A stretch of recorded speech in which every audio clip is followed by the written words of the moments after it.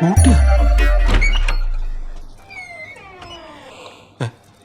ഇപ്പൊ എന്താ എങ്ങോട്ട് കയറി പോകുന്നത്? താനേതാ?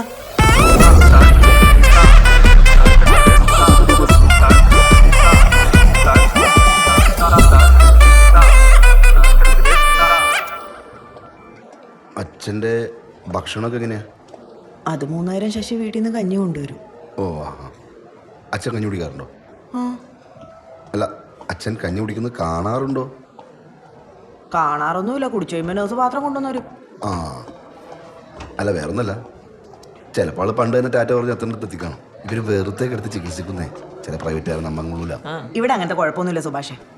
അല്ല, മറ്റേ ആ പ്രാർത്ഥനാ മെഡിസിറ്റിയിലായിരുന്നെങ്കിലേ ജീവൻ പോയാലും പ്രാർത്ഥിച്ചിട്ടാണെങ്കിൽ അവർ ആളെ തിരിച്ചു കൊണ്ടുവരും. അല്ല, നിങ്ങളൊന്ന് ആലോചിച്ച് നോക്കിയിട്ട്. ശശി വരുമ്പോ ഞാൻ പറയാം. ശശിയേട്ടൻ അവിടെ പോയി? അരിമ്പൂര് പോയേക്കോ? അല്ല, ഇപ്പോൾ വരുമല്ലോ അല്ലേ? അല്ല, ഇവിടെ എന്താ ആവശ്യമുണ്ടെങ്കിലും ഞാൻ നിൽക്കാം. വേണ്ട, സുഭാഷ് പൊക്കോ. അല്ല, എനിക്കങ്ങനെ ബുദ്ധിമുട്ടാന്ന് വെച്ചിട്ട് കുഴപ്പമില്ല, എനിക്ക് വേറെ പരിപാടിയൊന്നുമില്ല. ഞാൻ ഇവിടെ അല്ല വേണ്ട, കുഴപ്പമുണ്ടായിട്ടല്ല, സുഭാഷ് പൊക്കോ.